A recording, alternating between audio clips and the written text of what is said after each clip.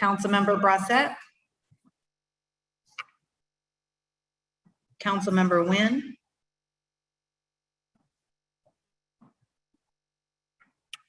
And Councilmember Glapion. Present. All right. And I know some others were in the process of logging on. I just talked to the folks in Councilmember Giarruso's office who told me he was going to be on in just a second. Okay, so with that, we are not voting on any items today, so there's no need to take a break for public comment. So I'm just going to go straight into the agenda. I don't believe that there's any discussion of old business. Hey, Councilmember Giarruso, let's note that Councilmember Giarruso is here. If there's no discussion of old business, I will go into item number 3, which is the discussion of the 2021 Library Strategic Plan status and the millage. I think we've got, hey, Mr. Morley, good to see you again. Hey. So, Mr. Morley, we received your strategic planning update. The council appreciates you sending us that. It looks like things are going, really well. I was one of the individuals interviewed, as was the rest of the council, by Ms. Thomas. So if you could just briefly give us an update and your thoughts of how things are going. Yeah, things are going very well. As you know, we began the strategic planning process in earnest earlier this year. It sort of got stalled there from COVID. It was in production in 2019. COVID really interrupted what we were trying to do. But we really buckled down at the beginning of this year. Michelle Thomas was hired as the consultant, very familiar with New Orleans, the culture, the goings on of the city. And all along, part of our intent was to have these strategic planning discussions sort of in parallel with our millage discussions. We wanted to make sure that each part of that equation informed the other. So at this point, if you saw your report, Michelle is drafting a initial concept of the strategic plan, which we'll have an opportunity to look at over the next couple of weeks in preparation for revealing that final strategic plan to the library board on May 11th. So the library board will consider accepting that plan on May 11th. And at that time, I do suspect they will also consider the millage request. And although we don't have anything formalized at this point, I think we're strongly leaning toward a November election cycle. It gives us time to acclimate and then socialize the strategic plan and how it can align with the ask we have for the millage. It gives time for some of the October election clutter to clear out, so we don't get sort of jumbled like in the last election. We just talked about the overlap with early childhood education and the libraries. So this sort of gives us a very clear path to where we want to be. And I also suspect, everyone's going to approve or at least request that we have this full rollover of the millage. So that we'll have the same amount of funding that we've had previously. Gotcha. I mean, that's certainly what I have filed to move forward with the full renewal. But, I just wanted to make sure everyone was on the same page as to when to move it forward, because we're up on deadlines. If it was going to be in October, we'd have to rush to do the resolution in the next meeting. But it looks like if you all are taking more time to be thoughtful about the strategic plan and make sure that there is enough public input, then I guess it's common sense to make sure that it obviously still happens in the fall, but on the November ballot. Sure. And let me ask you this. So it's going to be presented on May 11th. At that point, if the strategic plan comes back and some of the library board members say, hey, is there any way we can go back and delve more into this issue or that issue? Can it be revised after it's done on the 11th, presented on the 11th? Well, we're hoping to do that ahead of time. Michelle is trying to pound through the process now and get it out to them so they have a week or two to review and go over it so they can make any adjustments before that May 11th deadline. Gotcha. I really appreciated the time that Michelle spent with me. I think we spent at least an hour together. And my big point, and I know that Councilmember Giarruso has some of his big initiatives too that he mentioned to Michelle, as did the other council members. I just happened to see his camera on. But my big thing when I spoke with Michelle is, how do we get families interested in the library when they generationally may not have been exposed to the library? How do we get kind of new folks involved and interested in the library? And look, I am absolutely no expert in that. I leave it to Michelle and the folks that she's working with to try to figure out what that looks like. But I think that is, how we create a really sustainable and useful library system if we continue to get the numbers to grow and grow. And I know that from what I understand is going to be part of what the strategic plan will look like. But anyway, does anyone have any questions? Okay, seems like I am seeing no questions. Is there any public comment? Mr. Harang.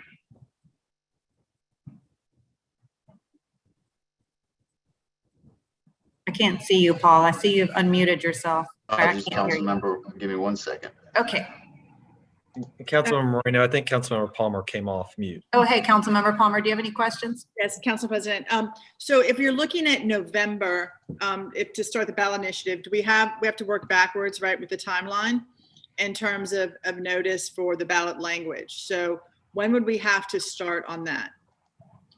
I would defer that to Adam, but I think since we already started the notice, Councilmember Palmer, it's just about the follow-up resolution that we would need. And so, and Adam, please chime in if I'm explaining this wrong. I think then the follow-up resolution would be sometime early summer that we would have to put that in. And Adam has already drafted it. And so, because we were expecting maybe to have to do it next week, so I'm happy to circulate that to everyone just so that you see what it would look like. That would be great. Thank you, Council President. And council member, there is one public comment on this item. Okay, Mr. Harang. It's from Lorraine, Washington. And she says, the voters of New Orleans approved a millage in 2015 to fund New Orleans libraries for 40 years. Why does NOPL need 2 separate millages funded by homeowners? And that's the only public comment on this item. All right. Well, thank you, Mr. Harang. Any other comments from council members? All right. Seeing none. Thank you, Mr. Morley. Appreciate it. Thank you. Okay. All right. So that brings us to our next presentation, and it's by CAO Gilbert Montano on New Orleans funding from the American Rescue Plan. Hey, Mr. Montano, how are you? Good afternoon, Mr. President. Good afternoon. Well, thank you so much for being with us. Obviously, lots of interest on this particular topic. So whenever you are ready, you can start with your presentation.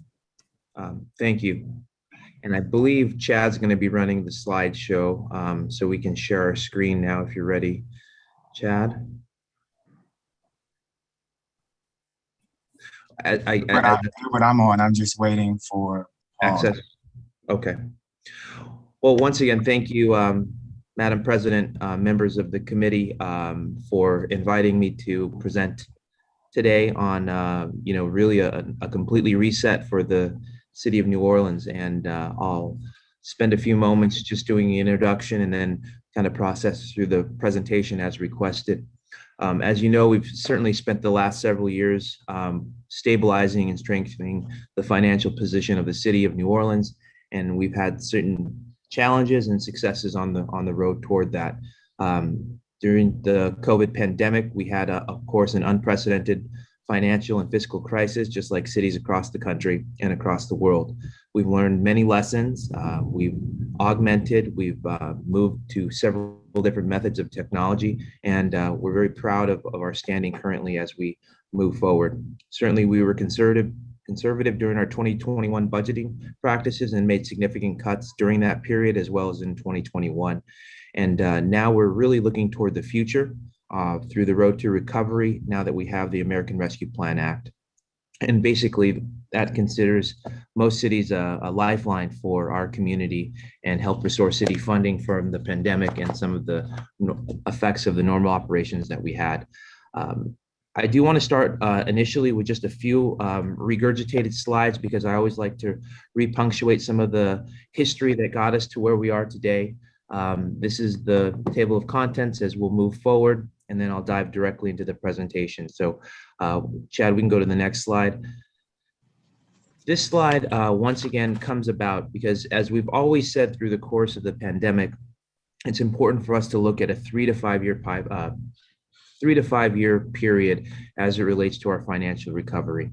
And this is a specific example on certain cities and the period of time projected. This is back in 2020 on full recovery.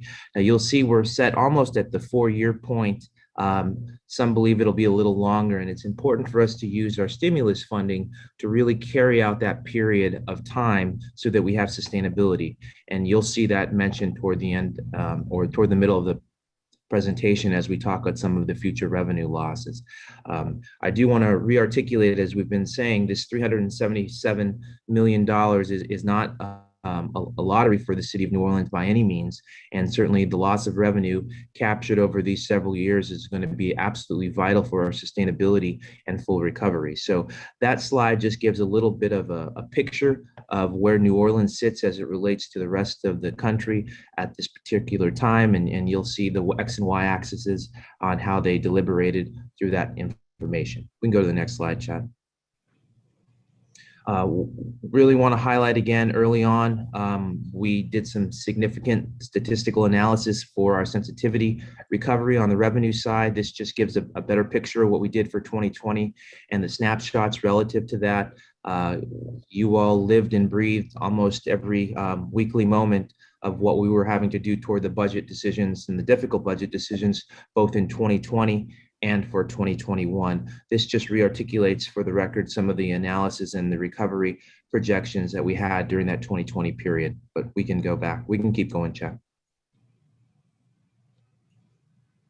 Always really want to articulate this. As you know, that there was a CARES Act 1 that came into being, and the city was able to access 59 million of $132 million of eligible expenses, leaving almost $76 million of expenses approved by the state, but never reimbursed by the state due to the lack of the funding. And we remember greatly that period of time where the almost $300 million was diverted from what was intended to be city dollars to another, I believe, Main Street program. And we have never seen that $76 million of eligible expenses that was submitted as it relates to direct operational reaction toward the coronavirus that was left on the table, which added to our significant deficits over the course of 2020 and 2021. Moving on.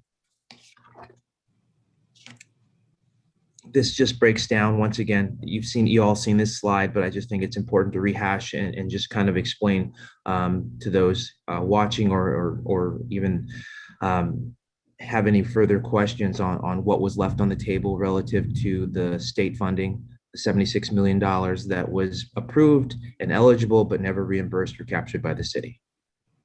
Madam Chair.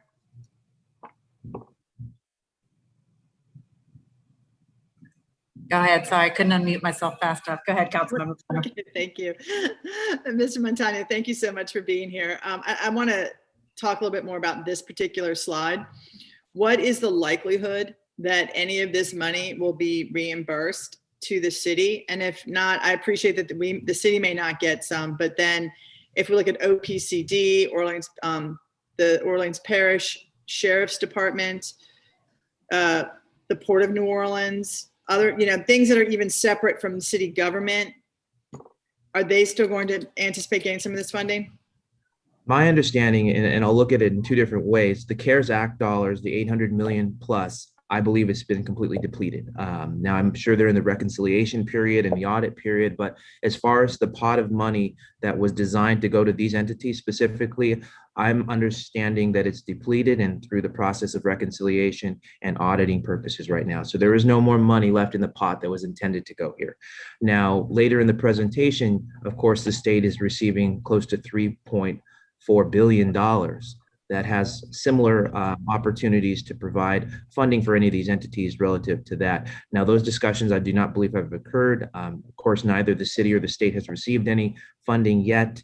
You know, the latest we heard that the Treasury guidelines are really going to be close to what their deadline, their self-imposed deadline was of May the 10th.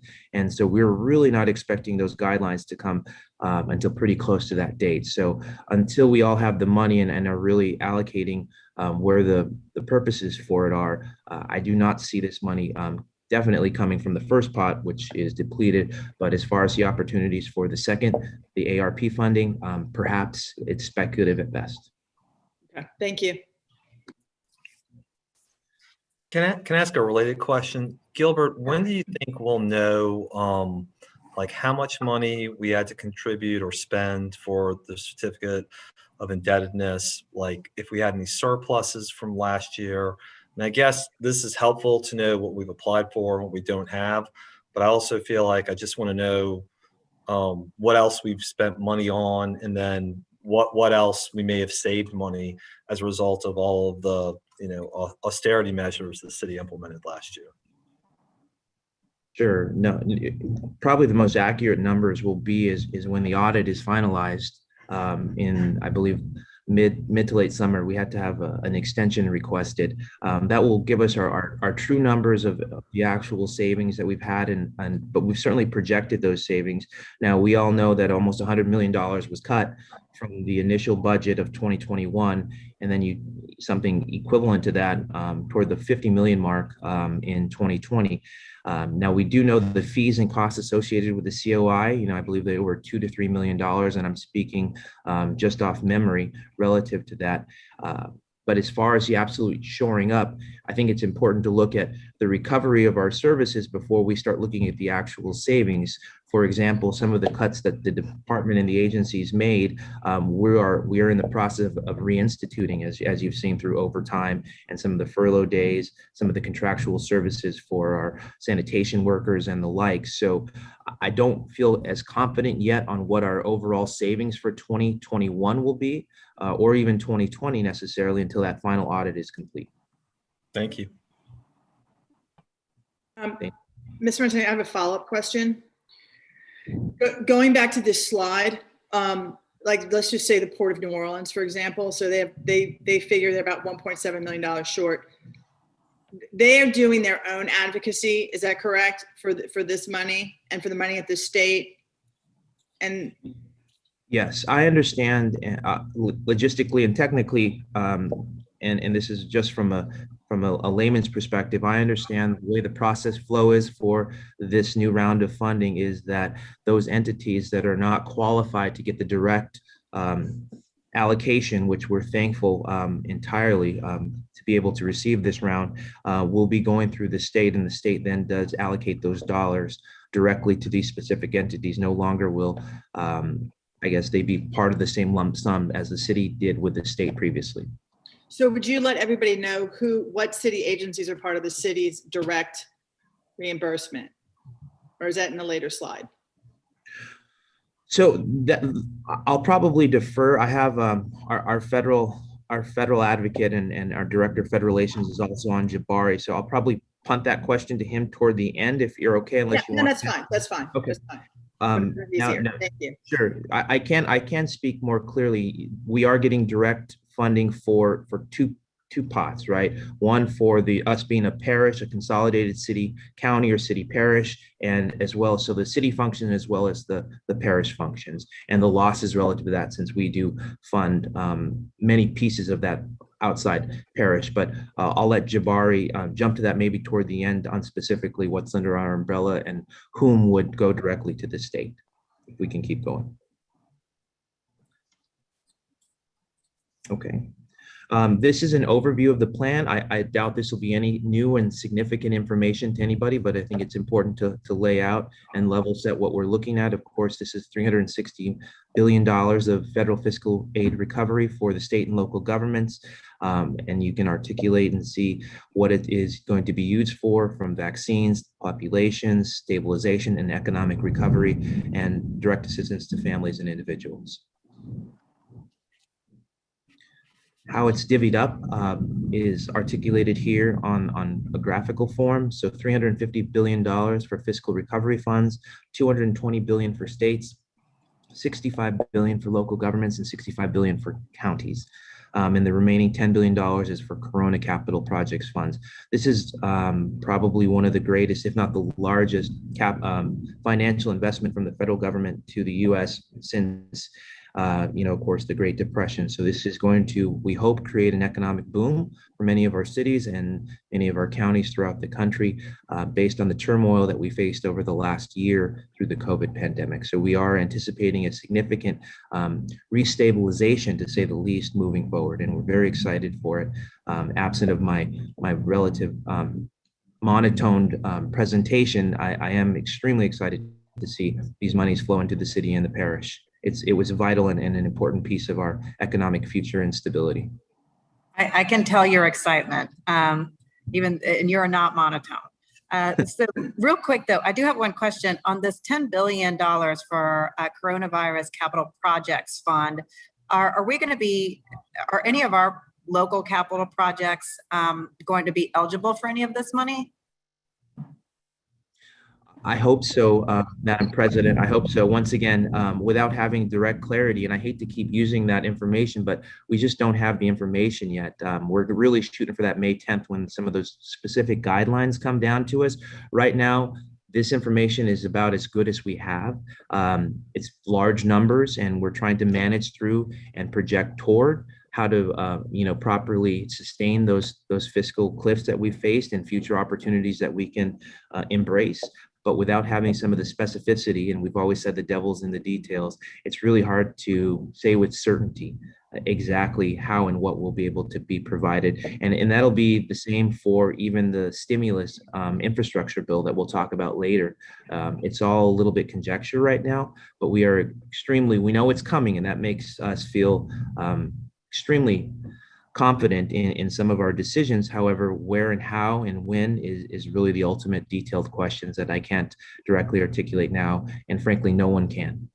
Yeah, and I've only just heard on TV and watching different shows, Meet the Press and so on, where I've heard just different members of Congress talk about what they believe will be eligible. And I do remember one member of Congress saying that he did believe that different types of water and sewer projects would be eligible for this $10 billion funding. So, like you said, we'll wait for the rules to come out, but definitely keeping fingers crossed.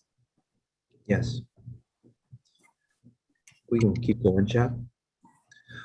More specifically, our direct allocation set based on some of the early criteria is an allocation of $377 million directly to our local agency. The state is set to receive $3.4 billion, and our uses will be very similar. And of course, as I already said, the guidelines, which is the Bible for us moving forward on the allocation of this, coupled with the actual money, is set for early May. And I believe the deadline they have self-imposed is on May 10th. Madam Chair, may I ask a question? Sure, go ahead. So Gilbert, to this point of like excitement about how the money can be used, and I think Councilmember Moreno just talked about infrastructure, would the thought be after May that we would do something like a mini budget season in July or June to start like figuring out how we're going to allocate this? Because I think obviously it's too early to say per se without having the rules, but on the other hand, making sure that since it's such a large sum of money that the collective we are spending amount of time looking at this. Yeah, undoubtedly, we'll have to have a relatively mini budget period prior to the actual budget period just to allocate some of the fundings that we've already instituted, meaning overtime and furloughs. Now, remember, the first budget process had cut those dollars out. So we're going to have to go and allocate more money toward police, fire, and all the different agencies. So there is absolutely a mini budget process that we'll have to undertake toward the course of the actual allocation of these dollars. But later in the slide is something that in the presentation I really want to articulate is, and I've been such a loud, or tried to be in a loud voice, is making sure that we are carrying these dollars over the course of the next several years, and not trying to just allocate over the course. And I know that's not your intention, and I know that wasn't the purpose of your question, but really creating a path for us to have a sustainable future financially for this next, we're projecting the next 3 to 5 years, toward the 5 years for many other reasons, simply because our revenue will not recover, as the early part of the presentation showed, anywhere close to where it was pre-pandemic. And remember, we were coming into a pretty strong economic future with a growth between 3 and 5% year over year. And you'll see that blended in toward the financial projections later in the presentation. But if we were growth at a conservative 3% year over year, absent of what is coming in on the revenue, our loss over the course through 2025 is going to be close to $500 million. Paired up with the 375, we are still upside down. Now we can manage through that, but it's important for us just to identify it, and especially for all those entities that are knocking, asking for money. And I'm sure you all are getting the same calls we are. This money is designed for our future for the next several years, absent of the revenue that we plan to undertake as a result of the pandemic. Yeah, and I guess, Gilbert, I appreciate all that, and I think there got to be a lot of conversations, right? Like growing the rainy day fund as part of that, right? Because that will help not only in terms of maybe avoiding the certificate of indebtedness, but also our bonding capacity. And we have things coming off in 2022. So I appreciate the fact we need to plan now for the future. Infrastructure as being, I think, a centerpiece of this, and then making sure that like other departments that have had to take cuts, can be healthy again. So that work is being done. I appreciate it. And I think too, Gilbert, I think the big point that you're making here is that, look, this is not like Christmas Day, for New Orleans with this money coming in. This is about really survival and sustainability over the next several years. It's so that we can make it through until our economy recovers. And I think that I think some may be kind of misconstruing what this money is really about, but it's really about just keeping us going, just keeping the city of New Orleans going, and how critical this money is, so that we can, survive and get people back to work and fund city operations where they need to be without having people furloughed, and making sure that police overtime can come back, and making sure that we pay our debt. It's all about surviving and keeping us sustainable. So thank you for making that point, Mr. Montano. Thank you. I have a comment. Go ahead, Councilman. Thank you, Chair. So it's not also though just about surviving, right? It's also to set up sustainability and a budget, right? And to also make sure that we can incentivize growth in other industries that rely on city government to do so. Particularly when we talk about City Planning Commission or safety and permits. And right now we are incredibly stymied, right, at safety and permits in terms of relinquishing permits to get building and construction going throughout the city. So I'm hoping that we're going to start looking at these departments that are very much intrinsically tied to economic development to make sure that they are funded back to the 2020 levels. So is that going to be part of y'all's thought process as well? 100%. That $100 million of cuts in 2021 was not just furloughs, and it was cuts to the agencies. It was freezing of positions back in July. And my hope and anticipation is absolutely to return back to pre-2020 levels with a surgical precision, right? Because there are certain pieces to go back to absolutely the way we were would be silly, right? I mean, there's been a lot of nuances and changes to the agencies, but I understand your point. I understand what you're articulating. Those agencies, and specifically in the economic development world, that need positions, and I 100%. The specific positions and the agencies you spoke of, I completely concur and agree that there needs to be more funding prior to the other levels. And that is the plan, and that is in the intention, and that is built out over the course of our, as Councilmember Druso said, mini budget session that we have to have even prior to our final budget adoption for 2022. So like, for instance, like I know City Planning Commission, right? They're currently waiting on 4 promotions and 6 hires. And there's been a lot of work that hasn't been able to happen because of that. So are we looking at how quickly can we get them up and operating? And then in terms of safety and permits, I'm hearing from a lot of folks that they're waiting on 3 months for a builder to get a permit to build a new construction house, right? And that right now, you have lots of people that are refinancing, that are building, that are taking out loans because the interest rates are so low, they can't get permits. And then you're talking about economic development with jobs with carpenters, with electricians, with plumbers. So, how are we prioritizing, safety and permits, particularly when we talk about plans examiners, right? Because no one can get a plan through safety and permits right now. What are y'all doing to address that? Because right now what's happening is there's a building boom in St. Bernard Parish and Jefferson Parish, and Orleans Parish can't take advantage of that because we can't get things through safety and permits. And so that's actually that's not sustainable. And then we're losing future tax dollars, we're losing jobs, we're losing more money on our tax rolls that is actually sustainable income as opposed to just governmental costs. Madam President, Councilmember Palmer, I almost agree with all your premises relative to those agencies, almost, with the exception of safety and permits is undergoing a complete overhaul. And that is had been in the works for several months, even prior to both the coronavirus and the ability to now fund through ARP funding. We have moved forward on almost every hire that has came through a vacancy through my office. I do not believe I've held any safety and permit positions at all over the course of time. And I believe we just instituted a new deputy director and about 2 or 3 new inspectors, but it's a rebuild process. And we have had significant challenges attracting folks to take those positions, especially my chief building official. I've been trying to hire that person for almost close to a year now, and I just can't seem to get any proper application. So there is a little bit of a challenge of the hiring of these individuals. What about But plan reviewers? Plan reviewers is also like a major holdup in safety and permits. And they're the ones that can say yay or nay to a plan, that can get a permit so people can start building. as far as plan reviewers, I'll have to look to see where they have opportunities. But this is one of those conversations that absolutely has to be rebuilt. And I have no intentions of holding any kind of positions for safety and permits. It really has to be rebuilt from the ground up with new hires and new blood and new opportunities there for a whole plethora of reasons. Now, I know, I believe Mr. Rivers has sent his memos through my office and probably through your office, and many.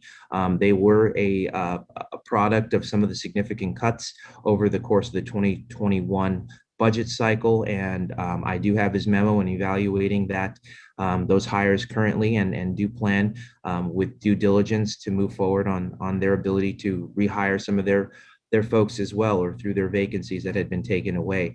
But once again, I have this chicken and egg because I don't have the money completely yet. Thank God we had property taxes come in the beginning part of the year, so that has to sustain us through cash flow. But if we're spending too much in the beginning without any kind of money, but once again, I thank God for property taxes. I just have to have some level of balance on what I'm hitting yes on right now without actually having money in the bank. And I'm hoping May is going to provide us that money in the bank. But I do have PTSD over federal dollars from the first round. So I'm trying to be somewhat cautious, but still not hold back progress. I hear you, Mr. Montani, but did you hear what you just said? You just said, thank God for property taxes. All of these positions I'm talking about right now are going to bring in more property taxes for next year and the year after. That's going to make us more sustainable. And I appreciate, I got PTSD too. I think we all do. I know, and y'all have done a phenomenal job, and I'm not taking anything away from you. I am so proud of the work you have done and this administration has done. I really, really am. And I absolutely appreciate and approve your cautionary tone going forward. And I absolutely agree with that on almost all departments, obviously, except for public safety and for this, because I actually really do believe that safety and permits and city planning commission are economic development. They're also, where you have a housing crisis right now, an affordable housing crisis, they're developers for nonprofit developers that are trying to put out affordable housing units that are having a hard time getting through either city planning commission or safety and permits. because there's not enough staff there. And so, you know, this is a huge issue. And I know I was cautious. I said this, you know, during last budget season, but not all departments are created equal in terms of creating an economic recovery. And I do believe, once again, that City Planning Commission, safety and permits, and our public safety, like Councilmember Moreno said, NOPD are at the top of the list, right? And so anything that we can do to assist moving these positions quickly through CPC, and then especially those 6 hires, and then my understanding is we're 10 inspectors down at safety and permits, which means people can't open their businesses, they can't get their COOs, they can't close out, and those are more tax revenue that we're losing out on. And so anything that we can do to get these plan reviewers in place at safety and permits would be huge. Yeah, I don't know. And like I said, I have no argument that those shouldn't move forward, and that's absolutely the plan. I don't know about the 10 inspectors that you spoke of. I haven't heard that number yet. You know, I rely a lot on my director of safety and permits to provide that information. I don't ever recall hearing specifically 10. And I guess the only thing I would ask that I think would be helpful is help us find the candidates, because that's really been one of the challenges we've had as an organization, is finding the proper candidates to be able to fill these roles. You know, we could have 30 positions vacant, and if we don't have any candidates, that's also been part of the stifling that we've had for progression for these specific agencies. Now we're hoping through the reconstruction of these agencies, it'll be more appealing to applicants, but any help on the applicant side for these qualified positions would be greatly appreciated. And I should have an update for you, if not later this week, later today, the end of the week, on that memo from CPC and their request relative to that. I know that is in my email box and my signing table currently. Great. Thank you so much. I appreciate your work on this. Thank you. All right, we can keep going. This is more of the information that I already provided, just kind of allocates or identifies where the funding is headed and the amount. And you know, I really wanted to put that 3.4 billion out there on the state. They are getting significant money, and I know the city is getting significant money, but once again, those aren't arbitrary numbers. That was designed out of nowhere. There is need relative to those numbers, and obviously the stimulus plan articulated the need and then presented the allocation both for the city and the state for those dollars. So those are not windfall numbers. I'm sure the state needs it as much as the city needs it, and we hope to identify specifically why we were in that need, because it wasn't randomized and it wasn't just out of the blue that we had $377 million for our infusion. We can keep going.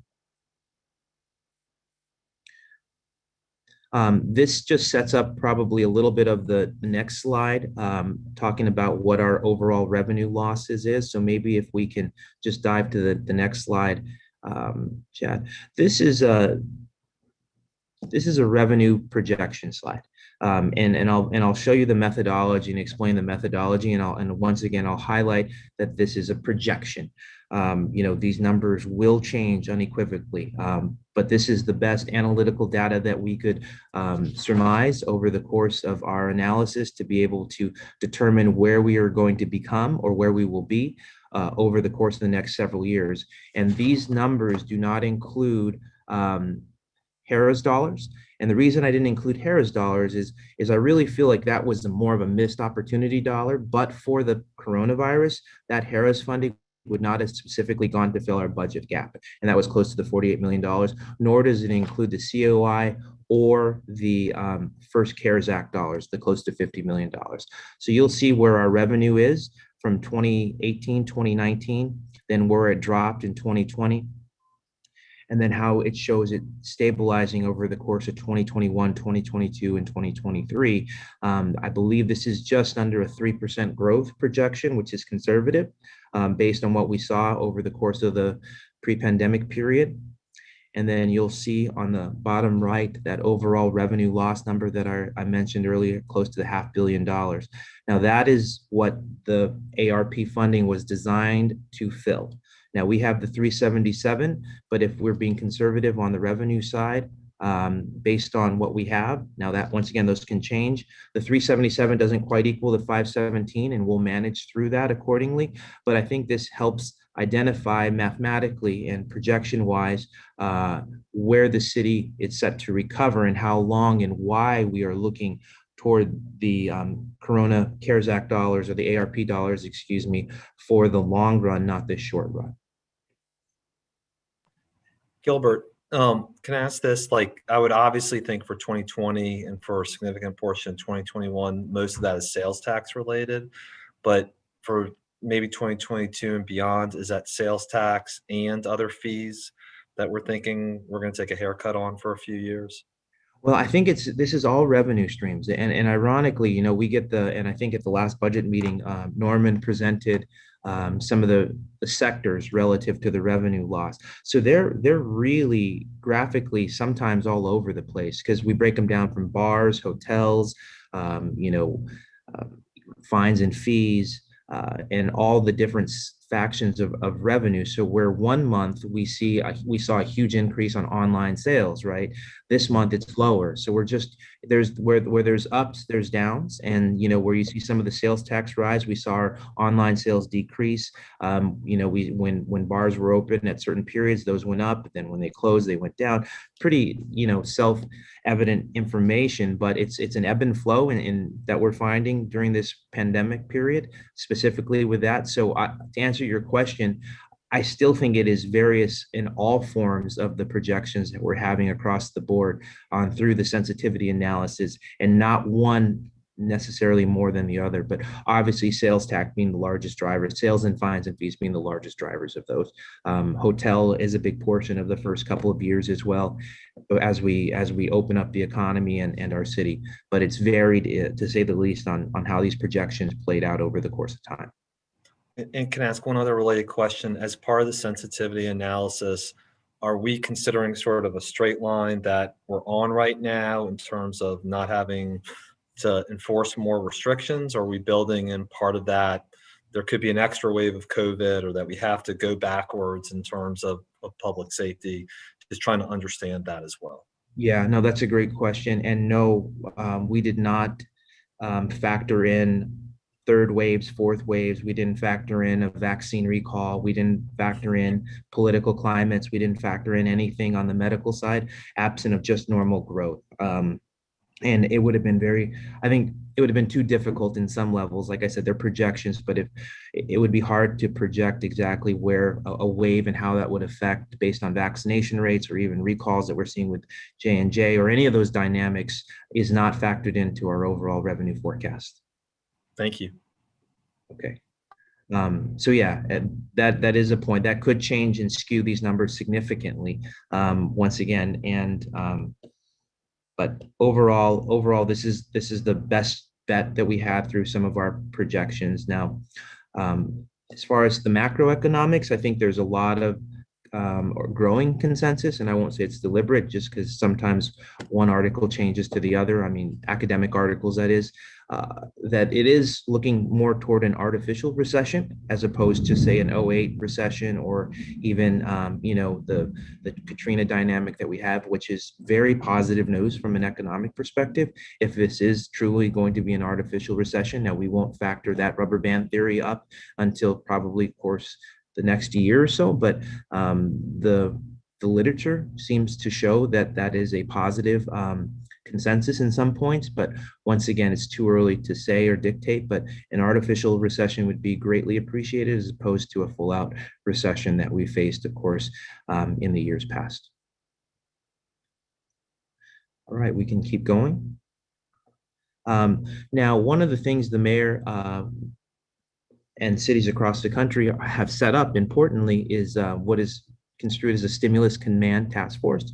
And this group really helps the public, the local governments, and the dynamics to have better visualization, understanding, coordination, and help toward the implementation of these federal dollars. Now, it's important, and we really had an exercise for our agencies that although the city is receiving the 377, that is almost a drop in the bucket compared to the amount of resources that is being dedicated to the state and the country relative outside of local and state funding. So we really have an opportunity to have billions of dollars running through our city if those that are qualified to receive these funding can properly have a runway and an aid to help identify those dollars through something as simple as a navigator program to the shuttered venue program to some of the temporary housing programs to the rental relief program. There are so many different programs under the ARP funding that it has taken significant time and energy just to go through. So the exercise that we had the directors look at specifically for their agencies, Chad, and we can go to the next one. Oh, I'm getting ahead of myself. I think that I can better identify where and how the command task force is set up and through the slide. And these are the members of the task force and some of the staffing related to it. This is a transition. These members were in the recovery period during the coronavirus. So members of these, or the vast majority, there are some new, have already worked in this field before during the COVID pandemic, as we were looking to reopen the city through the periods of time and had, I believe, weekly conversations. There are new additions. Certainly the City of New Orleans team will be part of this to help provide information and thoughtfulness through whatever the questions may arise. But this is the membership. I believe the council members at large are represented in the membership, and as well as the university structures, the healthcare structures, and everything in between. So one of the things that I was starting prior to a little bit more clarity on the membership was I think the most important pieces of the ARP funding, and that is all the various programs that are available out there for all the specific entities, so that, say, hypothetically, one individual wants to provide relief to X business, that we've exhausted the opportunity to provide funding through another means absent of the 377 that is designed to flourish for the city normal operations. And what the departments did in conjunction with the IGR office is really identify specific grants and programs that will help certain populations or certain businesses carry out and provide opportunities as they also recover from the post-pandemic that we're dealing with. And these are just some examples of some of the programs and the amount of funding relative to this. This will all be conversations and work that we have with the Stimulus Command Center. But once again, much like our information is waiting for the guidelines, so is this information as well. You know, there's significant. Hey, Gilbert, real quick Yes. question though. As we're talking about these grants, just in preparation for this, and I don't know how we're going to work this, but do we have almost like a grant writing strike team to just be prepared and ready to go as soon as the rules, hit, just so that we're not behind and we're prepared and we can submit as many grants as possible appropriately? Well, these are individual grants, right? These are Yes. for individual businesses to apply for. Oh, gotcha. So it's twofold. And I'll give you an example. So mental health, right? Mental health has significant funding. Those will come typically through a SAMHSA grant and other federal agencies that is part of the overall ARP funding. So those would be specific grant opportunities that the city could apply for through, and yes, a grant workshop team is going to be vital, whether it's contracted or internal is still being discussed right now, but we will need some sort of strike team to be able to hit all these different dynamics. We've worked with these agencies before as far as grant teams, and that will be vital for both the internal, but then also the external side. Not everybody will understand, and it's not diminishing their knowledge or skill set, or probably just have the time to understand the details of a restaurant revitalization fund, and how can we create the launch pad for those specific takers to be able to apply, because we should try to garner as much of these dollars in our local economy as possible. And that's, I think, the main goal and objective of the Stimulus Command Force is really to yell from the top of the mountains as loud as we can, all this available funding for their venues, for their businesses, and for their restaurants, and then couple that with specific paths to get there. And that's where I think we're going to have, I hope, the most success in creating $1 billion economy out of the assistance that the federal government is now providing. So these are some, I think the next page has another. Can you go back to that page, please? I'm sorry. Sure. Just to reiterate though, like all of these are individual grants, right? That individuals apply for, which are, you know, they can be quite confusing. But also if there's going to be a way that your strike force can figure out, the funding lines that you put next to that, right, are nationwide, not just specifically for cities, right? And so if there's a way that you can try to figure out and drill down what exactly is available, you know, I think that also makes it a little bit more realistic. And especially when you consider like say, for instance, the SBA program, some of these grants are going through SBA. SBA's never done a grant program. So we're not even sure how long it's going to take to get that money out the door, right? And then for the shuttered venue operator grants, yeah, this sounds great for New Orleans with all of our live performance venues, but there's so many things that are put on there that even our small venues at like bars, they're not going to be able to be qualified, right? And also underneath shuttered venues can be like symphonies and operas, really large, big tickets. So I really am not sure how, you know, how far that money is going to go to some of the little guys. And so I guess we really just also need to be cognizant, right, as we move forward, what the realities on the ground are. We saw this so very clearly after Katrina, you know, when we were doing rebuilding across the city, that people were saying, oh, well, there's this grant here and there's this money there. And that money might take years, if ever, to materialize.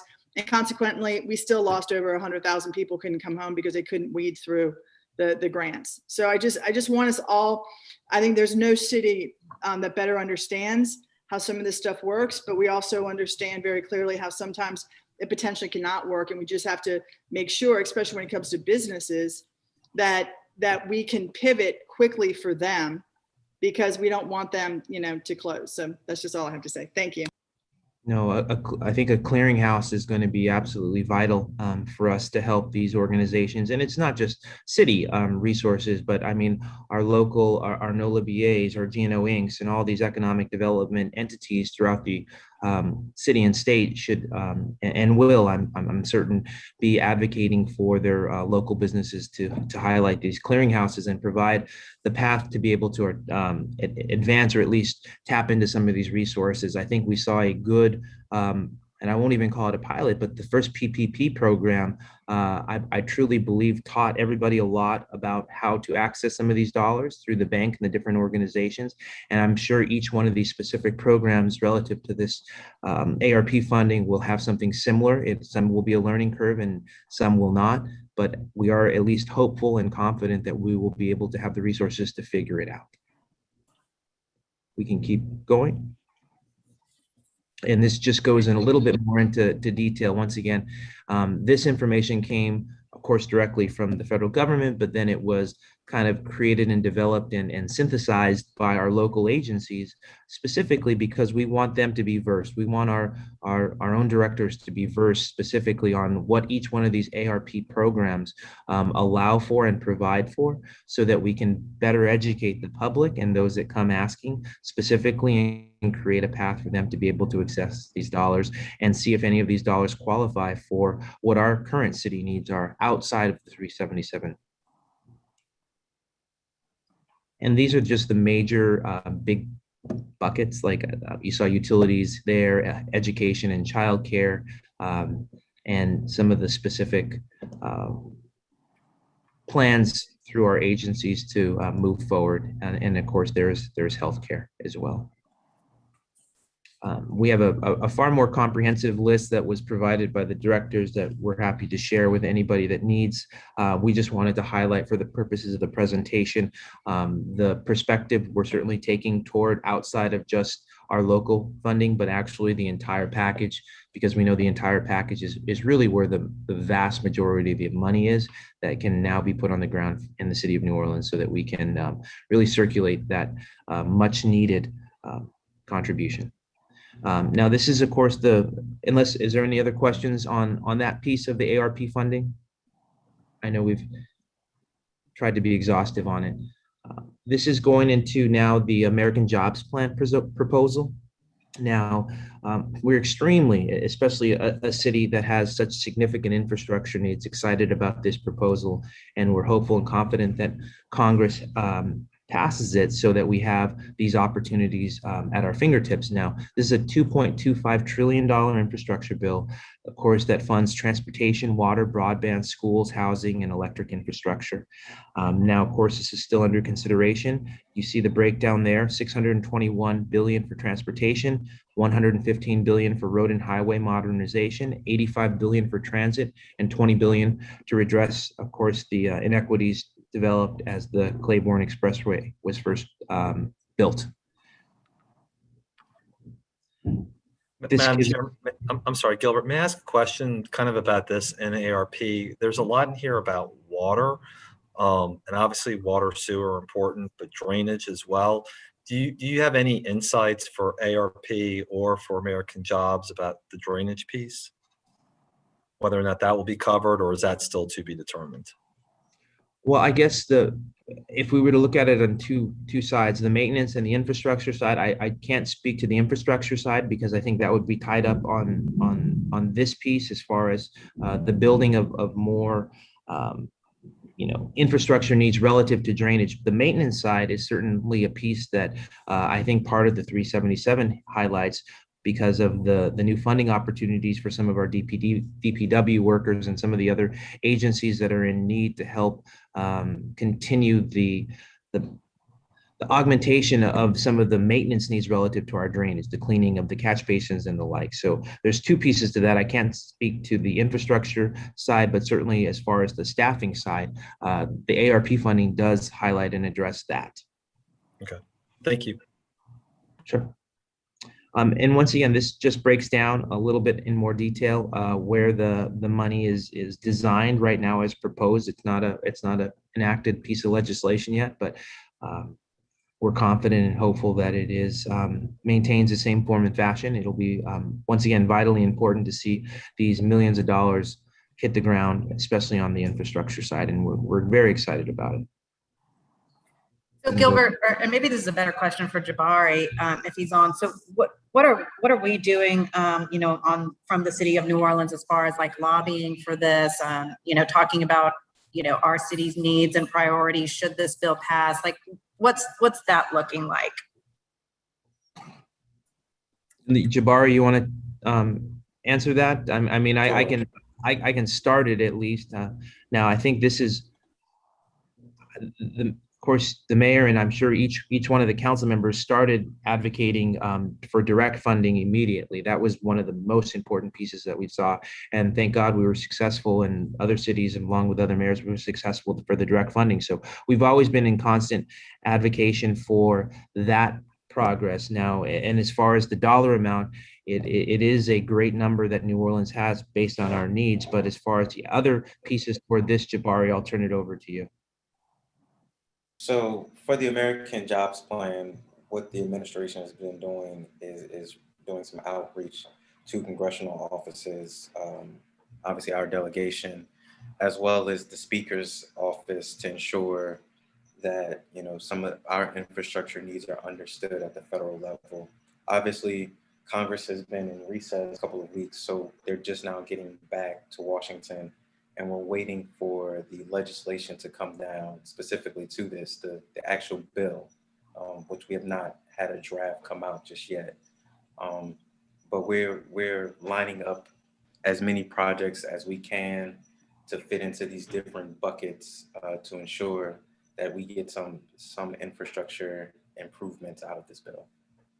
Gotcha. Jabari, that was really going to be my next question as to like what was happening now to make sure that in preparation or anticipation of this bill passing, what are we doing to make sure we've lined up all of our projects, all of our different asks? But sounds like that list is already being compiled. Yes, yes. We're putting our list together. I've had conversations with the RTA as well as Sewage and Water Board, so we're all three are in alignment to ensure that we have projects to go to Congress as they develop this bill. Gotcha. Okay, thank you, Jabari.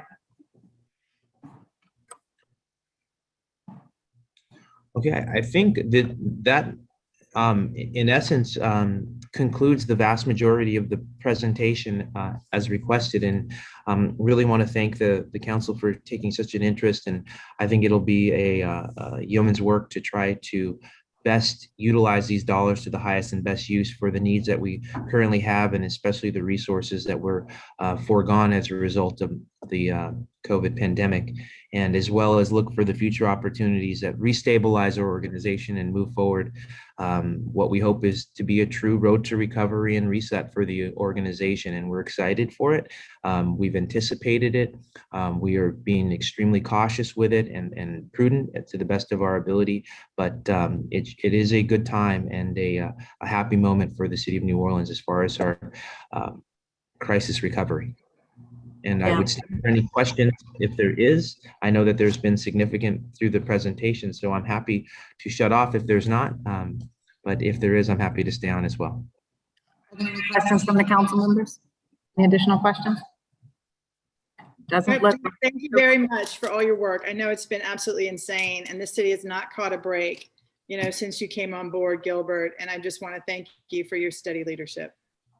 Thank you. And you always hear this, but it's really, there's so many people on the team that do so much that, I may be the face and the voice of it, but the vast amount of work is always done by the team. So I want to thank them on this as well.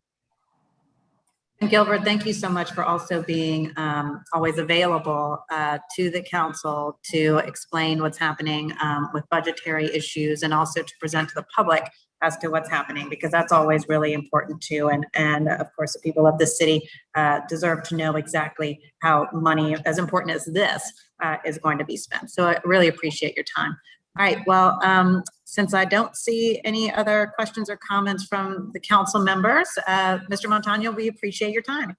Thank and you. Have a good afternoon. Thank you. Thank you. Before we adjourn, I just want to let the record reflect that Councilmember Glapion was in attendance, along with Councilmember Palmer, Jeruso, Banks, as well as myself, obviously. And I hear you. I hear you. Does anyone else have any additional comments to make? Hearing none. Okay, well then I will entertain a motion to adjourn. Second. Okay, I'll make a motion. It was seconded by Councilmember Glapion. All in favor, say aye. Aye. Aye. All right, everyone. Have a great afternoon. Thank you for your time.